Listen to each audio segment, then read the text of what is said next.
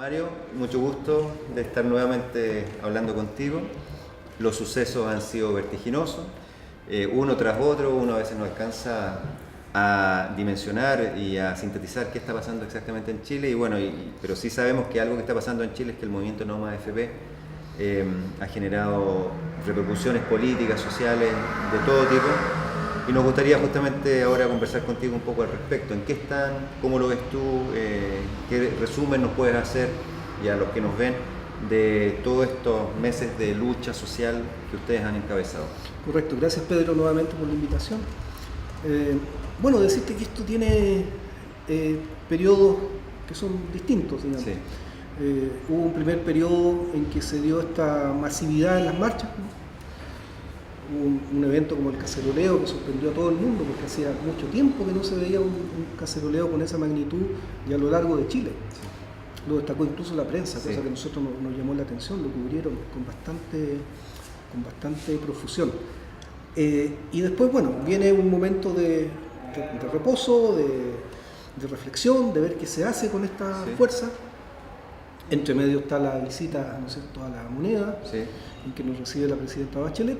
¿Fueron los últimos que se recibió usted? No, pero sí fuimos los que fuimos recibidos primero con más cobertura de los medios y segundo por un lapso más largo. Era una visita agendada para 20 minutos y duró 1 hora 20. 1 hora 20. Exactamente, las otras fueron visitas casi protocolares. Por lo tanto dio tiempo para conversar muchas cosas.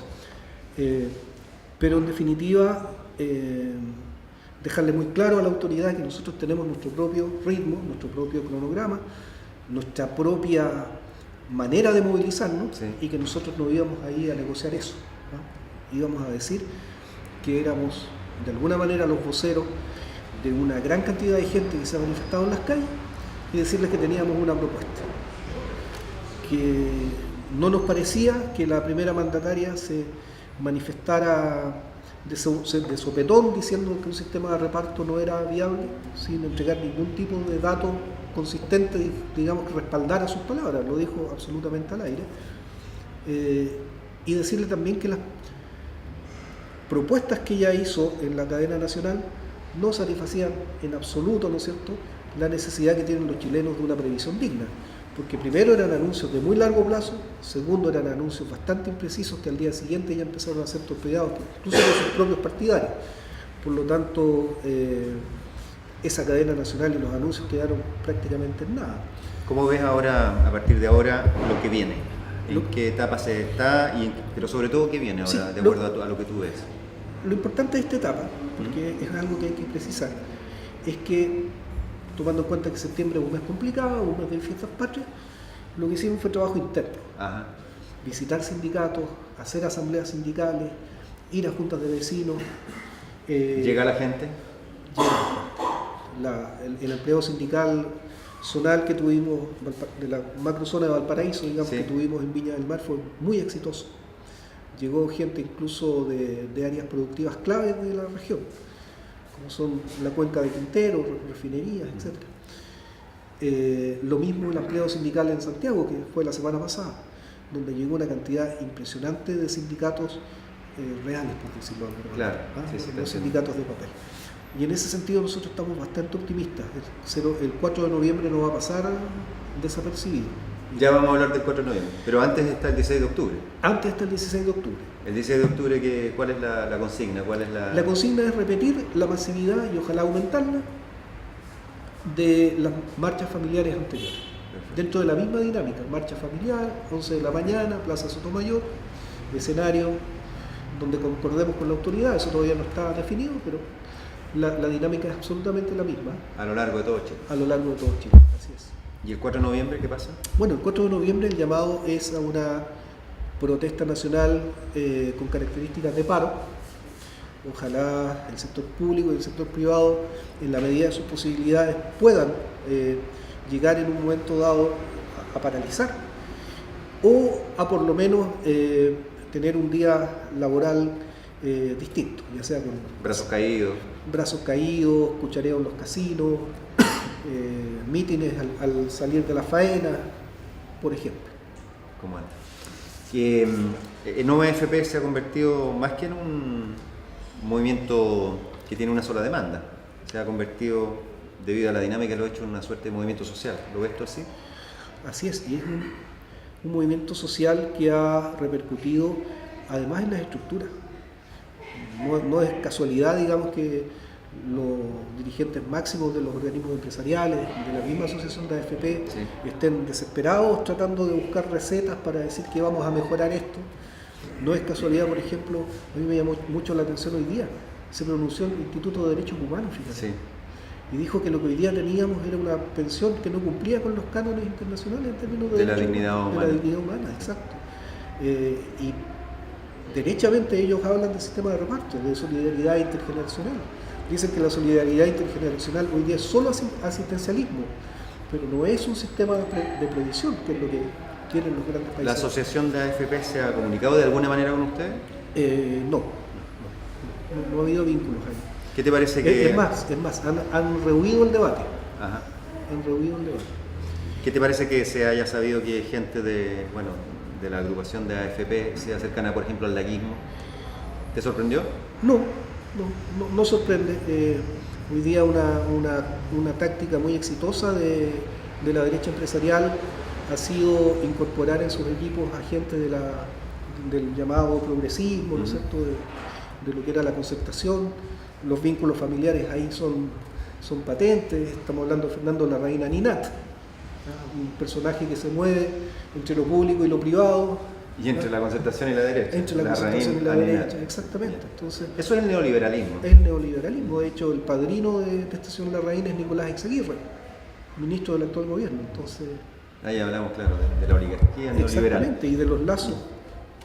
Exactamente. Golpear la AFP parece que se ha transformado, y cada vez con mayor claridad, en una manera también de golpear una de las partes más perversas de este sistema, que es su parte financiera, ¿no? La financiarización del sistema. ¿Lo ven ustedes así también? Lo vemos absolutamente así. O sea, y eso mismo es lo que marca la dimensión del objetivo que estamos pidiendo, digamos, en el sentido de que los poderes que están detrás de esto son poderes mayores. No son solo las AFP, sí, son todos los grupos económicos que se financian con los dineros que recaudan las AFP y que en definitiva se quedan con esos dineros, porque como lo ha demostrado Manuel Riesco, la Fundación Sol, esas platas jamás se devuelven. Exacto. Y hablando nuevamente de cosas concretas, ¿cómo les ha ido con, no sé si tienen cifras, algunos resultados con la campaña de cambiarse al Fondo E? ¿Cómo le ha ido tanto en la campaña y cómo le ha ido a la gente que está en el Fondo E? Claro, mira, primero el balance todavía es preliminar, pero ha sido exitoso. De hecho, el aumento porcentual de la gente que se ha cambiado de fondo es absolutamente fuera de norma en la historia de las AFP. Hay ahí como un sismo estadístico. Exactamente. ¿No? Y además, ese sismo estadístico no es hacia cualquier fondo, es hacia el Fondo E. Por lo tanto, evidentemente hay, ¿no es cierto?, una respuesta a un llamado. Lo segundo es que eso ha originado una campaña del terror. Sí. En términos de que justamente le estamos metiendo la mano en el bolsillo a la gente, los estamos haciendo perder plata. Exacto. Ayer salió la estadística de septiembre. Durante el mes de septiembre el fondo que más rentó fue el Fondo E. Es el dato objetivo. El dato objetivo. En agosto rentó menos y hubo otros que rentaron más. Pero en definitiva, si analizamos los últimos 5 años, por ejemplo, sigue siendo el Fondo E el más rentable. Claro. Y el Fondo A, que aparece como el más rentable en la historia de las AFP, tiene un componente muy violento de los primeros años del sistema.